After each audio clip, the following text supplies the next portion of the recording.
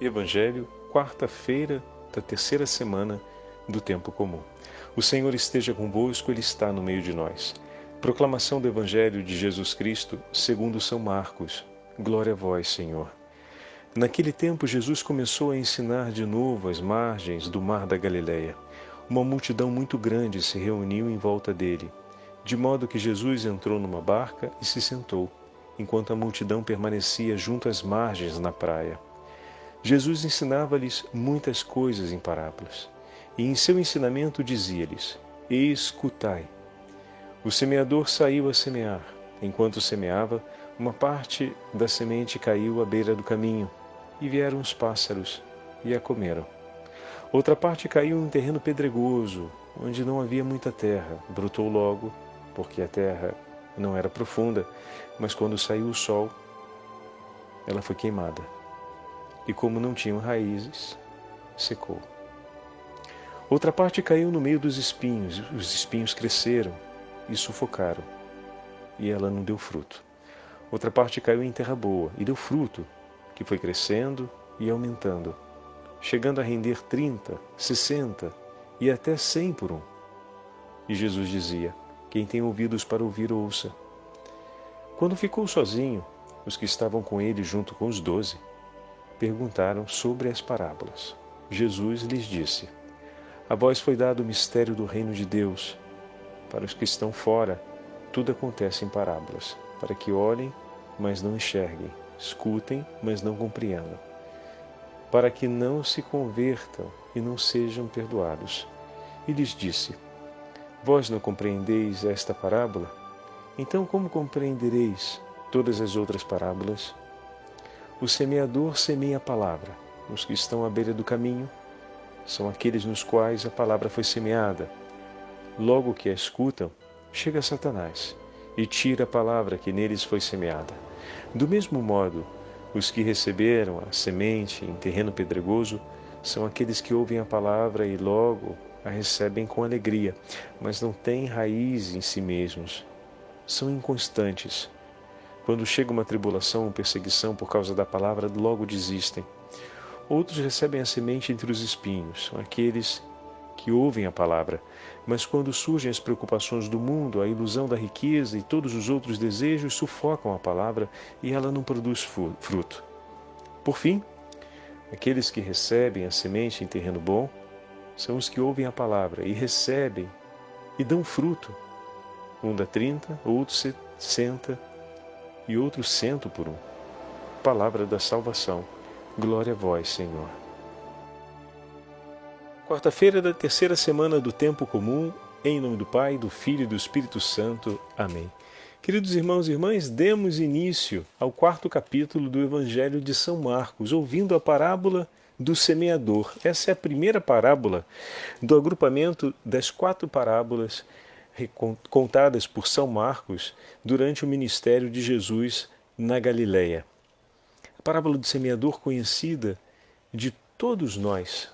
Praticamente poderíamos dizer que o quarto capítulo é o capítulo das parábolas. Tem a sequência das 4 parábolas e uma conclusão que vai aparecer no versículo 33. Teremos a ocasião de meditar sobre ela mais adiante. A primeira das parábolas, ela vem acompanhada de um ensinamento de Jesus, pois o próprio Senhor faz um ensinamento sobre a parábola para os seus discípulos quando estão a sós.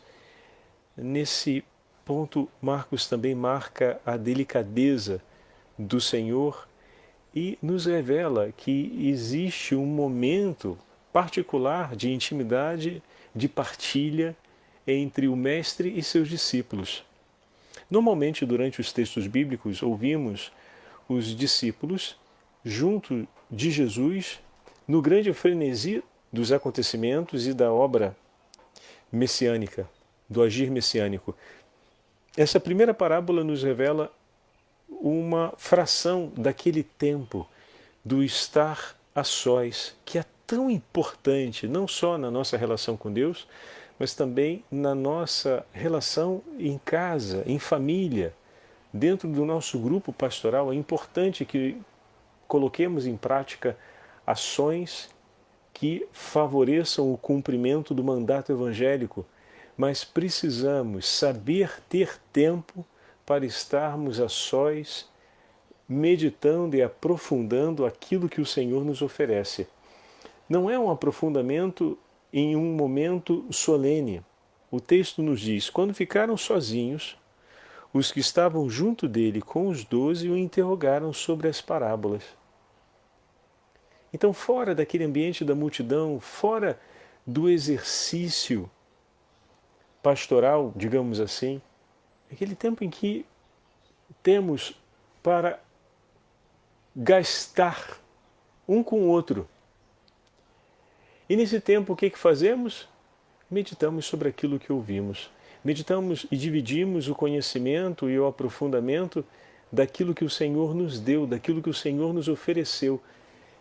Então, olha aqui, duas coisas interessantes. É importante que cultivemos esse tempo fora do frenesi do ritmo cotidiano, onde possamos estar juntos com aquele com quem dividimos a vida, ter esse tempo a sós para dedicar um ao outro e colocar como argumento e conteúdo desse tempo aquilo que o Senhor nos oferece. Não é um argumento aleatório, mas é um argumento que está movendo aquele tempo, a razão daquele tempo. Aquele tempo está sendo assumido para dividir aquilo que Deus nos deu, aquilo que o Senhor próprio nos ofereceu. Então, vale aqui esse ensinamento para o nosso estar em família, para a nossa reunião. Muitas vezes precisamos fazer a reunião de uma equipe que coordena, né, atividades em comum, como uma pastoral ou outras ações apostólicas ou ações sociais, enfim. É importante saber que não só ali. Precisamos, em outros momentos, dedicar tempo um ao outro e não um tempo para ser ocupado de qualquer forma ou com qualquer coisa. Mas esse tempo se torna fecundo, como foi fecundo para o conhecimento e para a vitalidade do coração dos apóstolos, aquela conversa com Jesus, foi fecundo porque o tema que foi escolhido para ser gasto dentro daquele tempo, para gastar aquele tempo, gastar um tempo sobre esse tema, foi um tema que merecia. E um tema apresentado pelo próprio Deus. Os temas apresentados pelo Senhor, meus irmãos, são temas que nos enriquecem muito, pessoalmente e dentro dos nossos relacionamentos humanos. Em nenhum momento Deus fala ao homem uma palavra que não seja para edificar a sua vida, para fazê-lo crescer. Deus fala conosco para nos chamar ao crescimento, para nos levar adiante, para nos impelir à santidade, para nos impelir ao vigor do nosso viver Cristo, o que significa viver uma humanidade saudável, completa, plena, uma humanidade capaz de doar-se e capaz de celebrar a comunhão com o outro. E por isso tudo aquilo que o Senhor nos propõe merece espaço entre nós. Merece espaço entre nós. E hoje a Igreja nos apresenta a memória dessa santa que é pouco conhecida, Santa Ângela Merici, fundadora das Irmãs Ursulinas. E a Liturgia das Horas nos traz um texto belíssimo de Santa Ângela, que quero partilhar com vocês. É a instrução dela para as superioras da congregação, ensinando exatamente como ser uma terra fértil, seguindo a inspiração do Evangelho de hoje. Ou melhor, ensinando como cultivar esse tempo fundamental de intimidade com o Senhor e ter a predileção de escolher gastar esse tempo com as coisas que o Senhor nos oferece. Belíssimo. Temos muito que dialogar entre nós, queridas irmãs, temos muito que dialogar entre nós, entre vocês que são as superiores, vai dizer Santa Ângela, e aquelas que foram confiadas a vocês, mas escolham com predileção as coisas do Senhor. Se detenham sobre aquela que é a palavra do Senhor. Se animem mutuamente naquilo que o Senhor inspira em vossos corações, porque isso edificará a obra de Deus no meio de vós. Fantástico! famílias que nos ouvem, olha aí, uma palavra que edifica, uma palavra que vem inspirada pelo Senhor. Se eu consagro o meu falar, e se tudo aquilo que falo ou que quero dividir com o outro, passo pelo crivo da sensibilidade do coração de Deus que se revela na sua palavra, desse modo devo ser um homem e uma mulher que tenha o zelo e o cuidado de ler e de meditar essa palavra, tenho certeza que as suas palavras serão sempre palavras de edificação para o outro.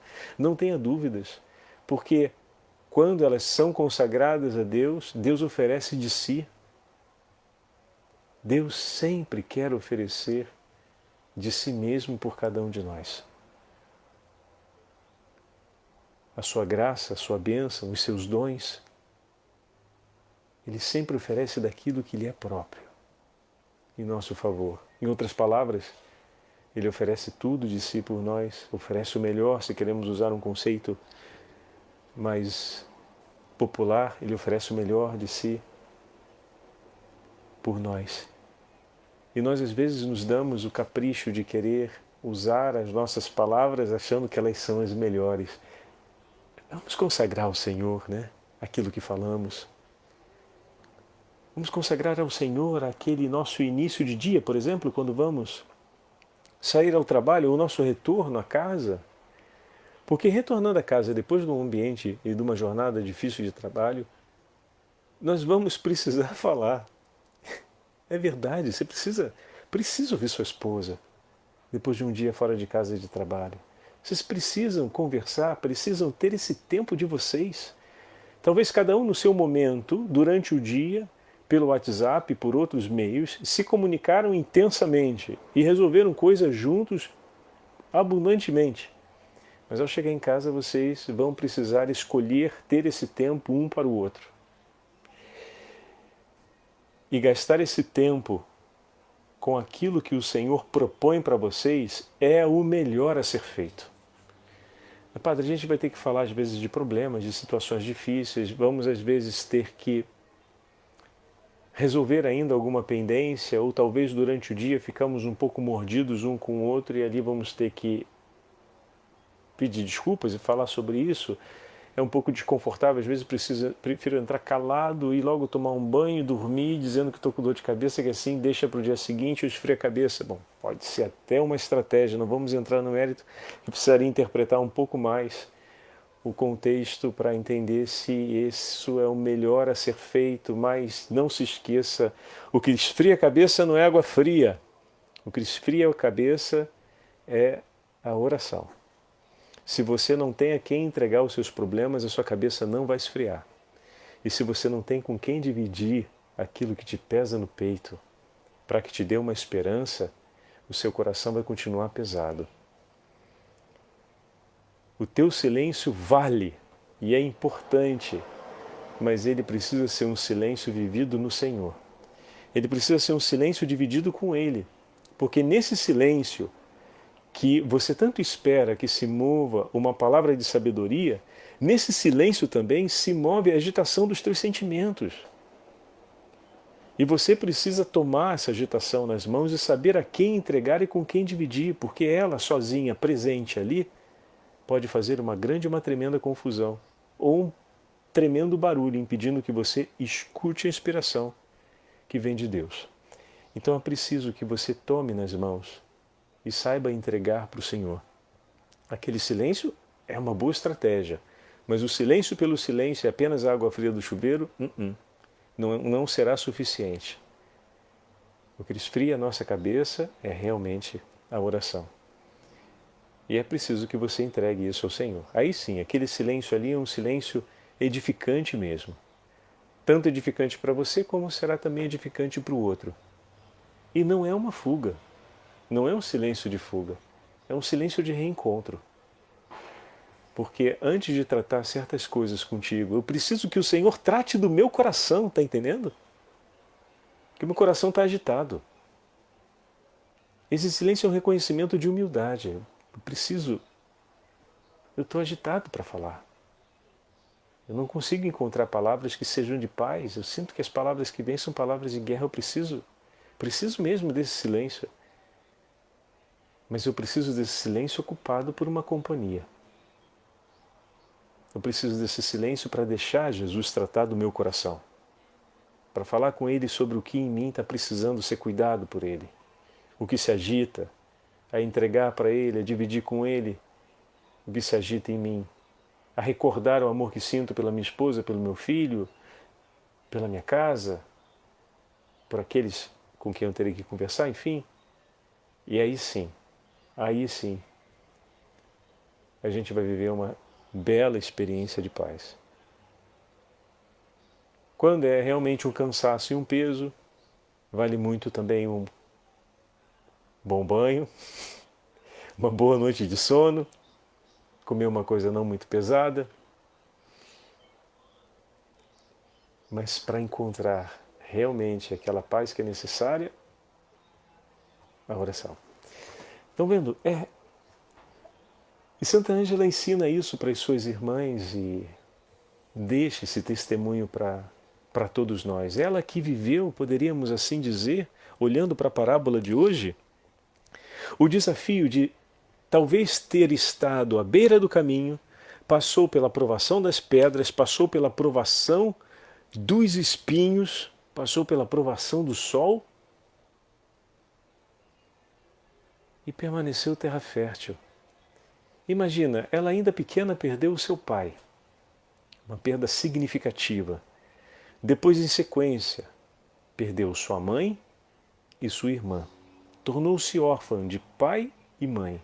E ainda perdeu aquela que lhe era tão cara e com quem se identificava tanto, sua pequenina irmã. Quanto sofrimento, quanta dor. Quando um coração é muito ferido, pode ficar de tal forma pronto e resistente à sensibilidade do que está acontecendo à sua volta, que não aceita nada que lhe é proposto com suficiente confiança e se torna como a beira do caminho, onde a palavra é lançada sobre essa terra, mas não chega até ela, como se batesse e caísse do lado. Quantas dores e quanto sofrimento na vida, assim direto, cru, e para um que talvez ainda é tão frágil na sua experiência pessoal de fé, poderia ser o suficiente para não aceitar com esperança, confiança e credibilidade aquilo que lhe seja dito de bem vindo da parte de Deus, porque já apanhou tanto. E ela teve, ainda pequena, a possibilidade de se tornar uma beira de caminho, mas o Senhor esteve por ela e o Senhor, como sempre, coloca ao nosso lado pessoas que cumprem um papel angelical de nos preservar das insídias do maligno e santamente nos protege, cumprindo a intercessão da Igreja que se levanta para defender seus filhos e protegê-los do perigo, na comunhão dos santos, e nos animam a ir adiante. Mas também, ao longo da sua vida, não para por aí, o seu tio, o seu estimado tio, que a educou, que a recebeu na orfandade, também veio a faltar-lhe em um momento difícil da vida. Estamos ali no 1400 e já finalmente, quase chegando no 1500, e veio a lhe faltar o seu tio também. Mais uma morte difícil de digerir.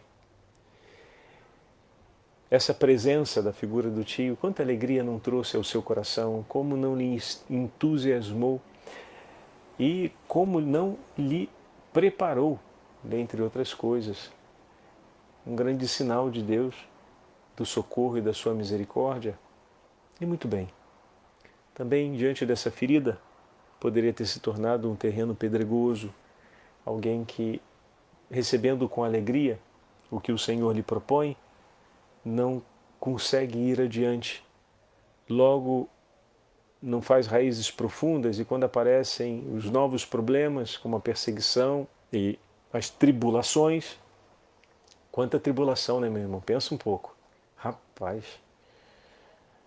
nesse espaço de caminho ela conheceu a vida de São Francisco, se consagrou à Ordem Terceira Franciscana E o Senhor devagarzinho foi inspirando o coração daquela jovem a não se entregar às seduções do mundo, à riqueza, às ambições, mas a construir uma vida consagrada e entregue a Ele. Juntando um grupo de outras moças, começam a se dedicar ao amor ao próximo, a visitar os cárceres, a cuidar dos mendigos e dos abandonados, a sair ao encontro daqueles que estavam sofrendo. Olha que testemunho fantástico, meus irmãos. Olha aqui os frutos acontecendo do bom terreno. De maneira extraordinária, ao seguir o exemplo de um santo e abraçar a família religiosa franciscana, cada vez mais se torna terra fértil. E uma coisa interessante, Santa Ângela tinha um laço de intimidade com Deus Pai muito estreito e rezava com tanta amabilidade e entrega à figura de Deus Pai. E com ele se sentia tão protegida nos momentos de sofrimento e de miséria, abandonando-se na mão do Senhor em todas essas horas. O sofrimento não me faz desconfiar de Deus, me leva a abandonar-me em suas mãos. Isso é fantástico. Olha, uma coisa que eu e você a gente precisa aprender. E ainda mais nos nossos tempos, que o sofrimento está espreitando. Essa realidade do vírus é terrível. Ela nos tira completa segurança. Quantos e quantos casos de pessoas que estamos ouvindo próximas a gente e outras distantes que se infectam com todos os cuidados do mundo e de repente aparecem infectadas. Como é que a gente pode explicar uma coisa dessa? Isso aumenta aquela, digamos assim, insegurança, mas no homem que teme a Deus e que o ama, também como no caso de Santa Ângela, não estamos falando de alguém abstrato, estamos falando de uma pessoa concreta, aumenta o ato de amor e o abandono nas mãos do Senhor. Senhor, eu estou fazendo tudo aquilo que é justo e digno que eu faça, que é meu dever de amor no cuidado com aquilo que o Senhor me deu, a minha vida. E também com o mandamento com o qual o Senhor me iluminou e me inspirou, zelar no amor pelo meu próximo.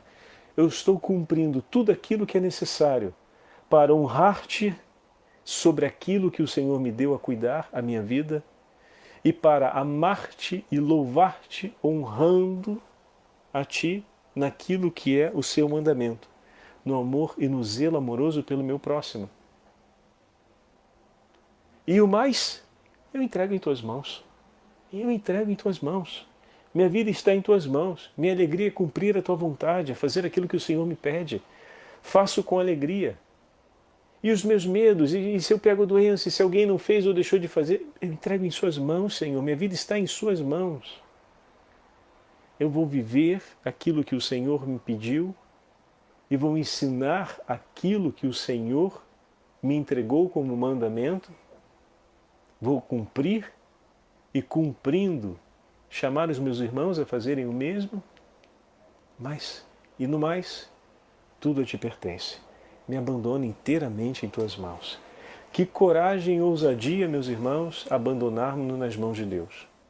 Em um mundo que corre para procurar sempre prevenções, o homem de fé é aquele que, cumprindo o que é justo, pelo bem comum e pelo cuidado do dom que Deus lhe confiou, tudo confia nas mãos do Senhor. Ele tem uma segurança a mais, que não vem de uma ideia, mas de uma certeza. Esse Senhor que nos criou estende a mão e cuida de nós. E como é bom poder colocar a própria vida nessas mãos, né? Não basta só saber que o Senhor estende as mãos. Eu preciso deixar-me cuidar por essas mãos, como ontem comentávamos na meditação. E aqui está o testemunho de Santa Ângela. E ela que instrui suas irmãs a fazerem o mesmo, a deixar-se cuidar do Senhor e a cuidar com amor. Vamos ouvir esse texto que é do seu testemunho espiritual. Ela escreve assim: tudo dispôs com suavidade o bom Senhor em nosso favor. Minhas queridas madres e irmãs em Cristo Jesus, antes de tudo, com o auxílio de Deus, empregai todo o esforço e diligência por deixar nascer em vós a boa resolução de serdes guiadas unicamente pelo amor de Deus e pelo zelo da salvação do próximo, ao assumirdes o cuidado e o governo da companhia. Que maravilha essas palavras, né? Boa resolução de serdes guiadas unicamente pelo amor de Deus e pelo zelo da salvação do próximo. Somente assim, fundadas e arraigadas, olha aí a terra boa, né? Com raízes profundas, a terra que nutre e a planta que estabelece raízes profundas. Somente assim, fundadas e arraigadas nesta dupla caridade, vosso cuidado e governo produzirão frutos bons e salutares, pois nosso Salvador declarou: uma árvore boa não pode produzir frutos maus. Isso vale também para todas as nossas famílias, ainda que ela esteja escrevendo para as religiosas, um pai e uma mãe no governo de sua casa que cumpra essas palavras, né? Somente assim, fundadas e enregadas nesta dupla caridade, vosso cuidado pelo governo da vossa casa, da vossa família, produzirá frutos bons. A árvore boa, ou seja, o coração bom, o espírito informado pela caridade, só pode praticar obras boas e santas. Por isso, dizia Santo Agostinho, ama e faz o que queres, isto é, deixa-te dominar pelo amor e pela caridade e depois faz o que queres. É como se dissesse claramente, a caridade não pode pecar, deixe-se conduzir por ela e caminharás rumo à vida e viverás. As mães, segundo a natureza, mesmo que tenham 1000 filhos, trazem a todos e a cada um agravos do coração e nunca se esquecem de nenhum deles, pela força do verdadeiro amor que têm por eles. Até mesmo parece que quanto mais filhos têm, mais cresce o amor e o cuidado que dedicam a cada um. Pois bem, minhas irmãs, com muito maior amor, as mães, segundo o Espírito, podem e devem proceder do mesmo modo, porque o amor espiritual é ainda mais forte do que aquele que provém dos laços de sangue. E falávamos isso ontem, meditando a respeito da relação de amor e de paternidade de São Paulo em relação a São Timóteo e São Tito, e falávamos sobre a maternidade e a paternidade espiritual. Olha que maravilha a liturgia nos contemplando no dia seguinte, com esse belo texto de Santa Ângela. Continuando. Por conseguinte, minhas queridas madres, se amais estas vossas filhas com viva e sincera caridade, é impossível que não as tenhais gravadas, todas e cada uma delas, em vossa memória e em vosso coração. E ontem ouvimos, ou melhor, exatamente, ontem ouvimos, quem tomou como primeira leitura na missa a carta de São Paulo a Timóteo, Paulo dizer isso: todas as noites me lembro de ti e do teu amor e rezo por ti. Rezo por ti. E falávamos da oração como um grande ato de maternidade e de paternidade espiritual. Olha aqui Santa Ângela dizendo agora o seu testemunho e nos ensinando a sermos terra fértil para a nossa congregação religiosa, terra fértil para a nossa família, fazendo da nossa casa e da nossa comunidade um lugar fecundo para a palavra do Senhor, para a semente lançada pelo semeador. Peço-vos ainda que procureis orientá-las com amor, modéstia e caridade, e não com soberba e rispidez. Importa que em tudo sejais sempre agradáveis, de acordo com o que disse nosso Senhor ao falar: aprendei de mim, que sou manso e humilde de coração, imitando a Deus, de quem também lemos, tudo dispôs com suavidade em favor dos filhos.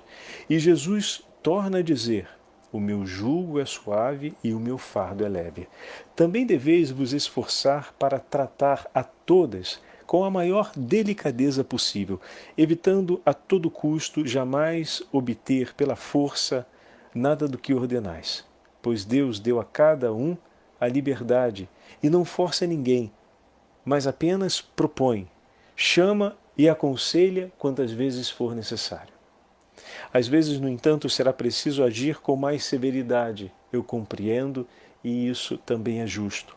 Contudo, que isso se faça no tempo e lugar oportuno. Estão vendo? Não de qualquer jeito. Conforme a condição e as necessidades das pessoas. Mas só devemos ser levados a isso pela caridade e não por uma outra motivação. E pelo zelo das almas e o bem do próximo. Corrigir pelo bem do próximo. Santa Ângela dedicou-se depois, ao longo de sua vida, por recuperar meninas abandonadas, pois compreendeu de uma maneira muito intensa e clara que o zelo pelas meninas que eram ou que se encontravam em situação de abandono, o cuidado imediato de cada uma delas era zelar pelo vigor de uma família forte, uma família que consegue se manter unida até mesmo diante das mais difíceis lutas, passa por um coração de uma mãe forte na fé. Então, essa escolha, uma intuição muito iluminada do Senhor. Veja, estamos no 1500, o quanto se ouve por aí falando do tempo, que a igreja, que isso e que aquilo. Olha as mulheres que o 1500 gerou no seio da igreja. E joguem fora toda essa falácia absurda, contrária. Olhem os testemunhos reais de pessoas reais que contradizem os discursos que muitas vezes batem as nossas portas nas universidades e nas escolas também, por caridade. Tudo que é generalizado deixa muita parte, para não dizer joga para o lado de fora, quase sempre a verdade. Que zelo, que sensibilidade, que compreensão. No 1500, a coluna forte de uma casa e de uma família está sobre a figura de uma mulher firme, bem formada, cuidada, de uma mãe que tenha um coração temente a Deus. Uma mulher de fé é uma mulher forte no governo e no cuidado de sua casa. Peçamos a intercessão de Santa Ângela e hoje, de maneira especial, rezemos por todas as famílias e peçamos também pela intercessão de Santa Ângela que todas as nossas mães sejam abençoadas e protegidas de todos os perigos, que sejam mulheres firmes na fé e que nós possamos também fazer escolhas benditas, como fez Santa Ângela, para que, mesmo vivendo as dificuldades da vida, possamos, em Cristo, pelas mãos do Senhor, permanecermos terra fértil. O Senhor esteja convosco, Ele está no meio de nós. Pela intercessão de Santa Ângela, Merite, de São José e da Santíssima Mãe de Deus, abençoe-vos o Deus Todo-Poderoso, Pai, Filho e Espírito Santo. Amém.